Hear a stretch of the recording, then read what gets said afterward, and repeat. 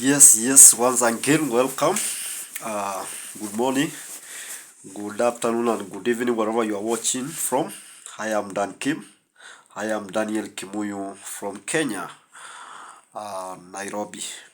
I am grateful this point, and today I want to send special appreciations to the legal team that has worked with me throughout the court case process. I have had a court case that was maliciously put against me. I am a victim of the following things. I am a victim of the abuse of office and the power. I am a victim of malicious arrest and the prosecution. I am a victim of corruption and the misuse of the police force in Kenya, because everything that was put against me was from a malicious point, and a case of assault that ended up in taking too many different angles because of compromise, corruption, and maliciousness. It was 1st of August 2022 when I reported to my job. Uh, in the morning hours, as a recovery officer, and I was to give my report to the CEO, and that is exchange of words happened. Due to the nature of the report that I was giving, it was a sensitive report on the auction, that is the sale of the motor vehicles which had been repossessed and they were due for sale. And normally, as a company, it has a credit policy and the procedures for everything, which we are there too. At the ending the auction that was taking place on 29th of July 2022. It was on a Friday, so the following week it was the weekend was coming up, so I had to come on 1st of August to give a brief of the auction and all the procedures as per the company policies had been adhered to. But the CEO, Mwananchi Credit, turned against me based on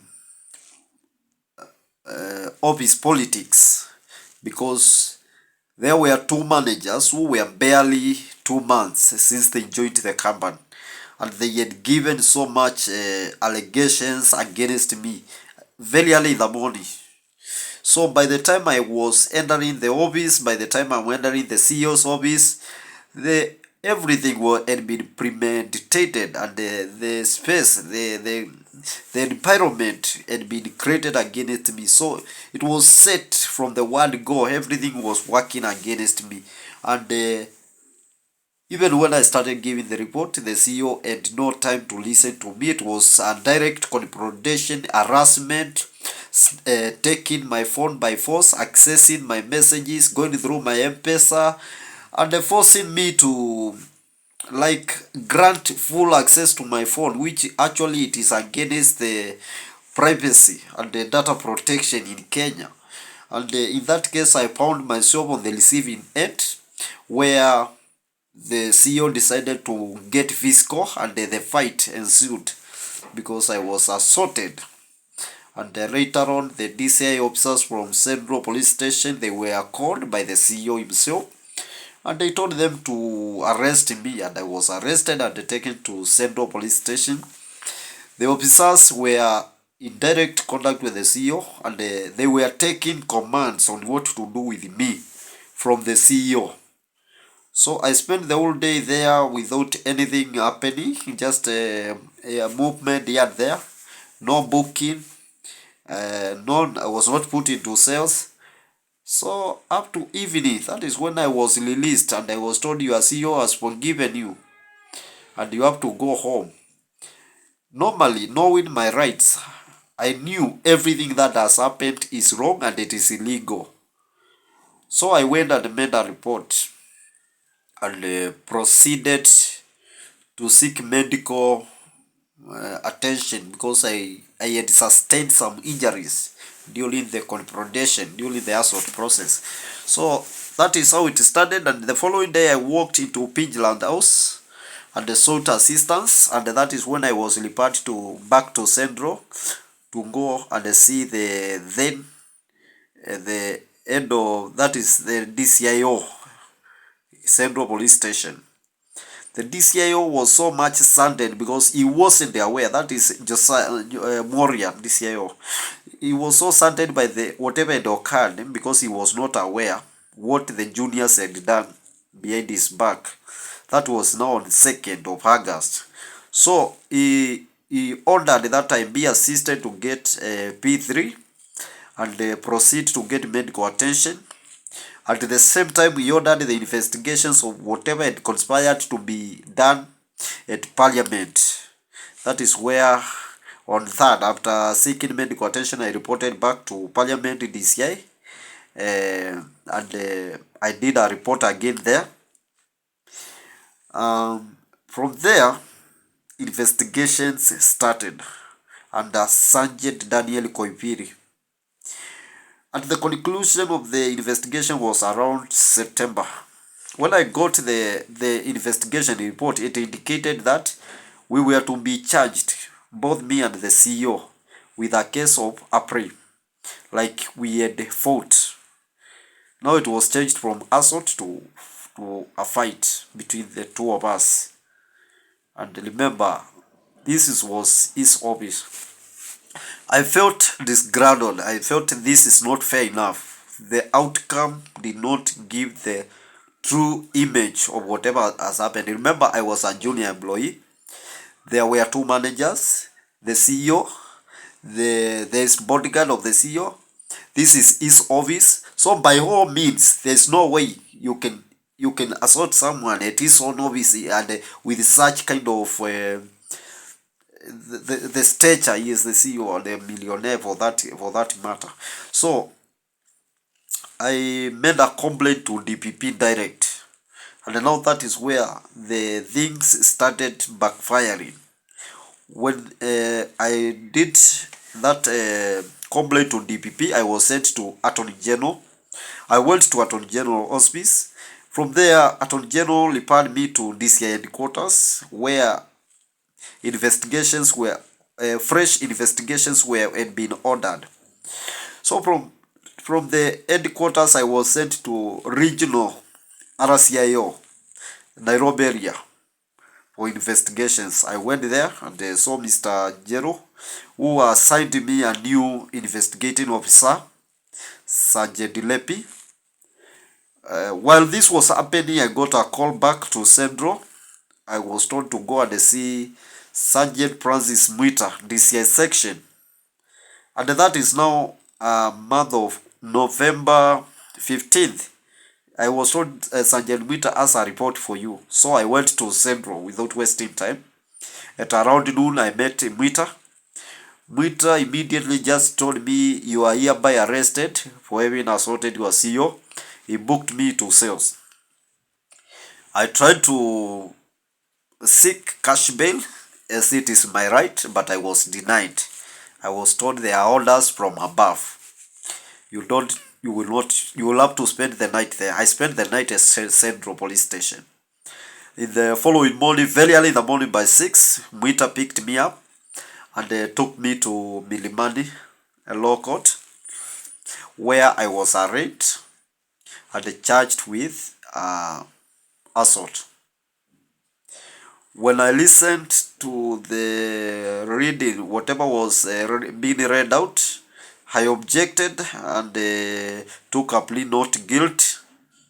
From there, I told the court the truth of the matter, and the magistrate was sincere enough because he noted that whatever was the file that had been brought before lacked some basic informations like my hobby number, like my P3. So she referred us to ADR so that we can go for alternative dispute resolution.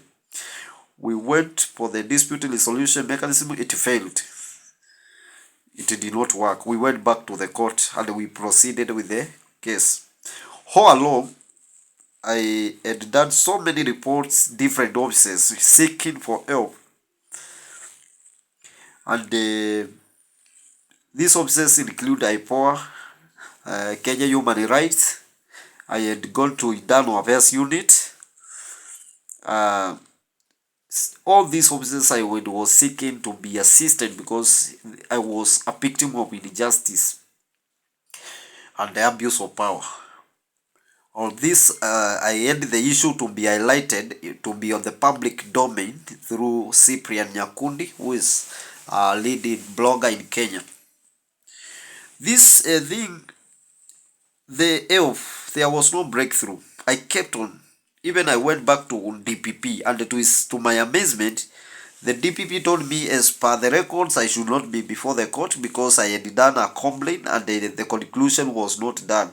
So it gave me a letter indicating that there is obstruction of justice by Sergeant Francis Mwita, the DCI officer. I went before the court and presented the same. So all the way, 1 year plus, going through the court case, it only came into a 1-minute conclusion that the case has been dropped and we are hereby referred back to ADR for settlement, for agreement, so that we can settle the thing outside the court. While I appreciate this because, as I said, the court case, the process had been painstaking on my end, I am the victim of the whole process because I could not get job. Most of the job offers, they were dropped after finding out I have a court case, and for that matter, a criminal court case. No employer would hear of it. All grant me employment opportunity. So it was very tough. But I thank God that there is light at the end of the tunnel, and the truth is coming out. The truth cannot be hidden. The truth cannot be silenced. The truth will always speak out at the given time, at the appointed time. So despite everything that I have suffered through, justice is coming, and it has to come, and nobody can stop this. Even if I'm dead, justice cannot be dead. Even if I'm dead, the truth cannot be dead. So it is the only best option is for us to face the truth and administer justice. I get justice. That is the only end point of this whole thing. To this point, I want to give special thanks to the legal team who have come through. Jane Katisia Advocates in JK. She was the first one to send the initial advocate who stood with me on the first date.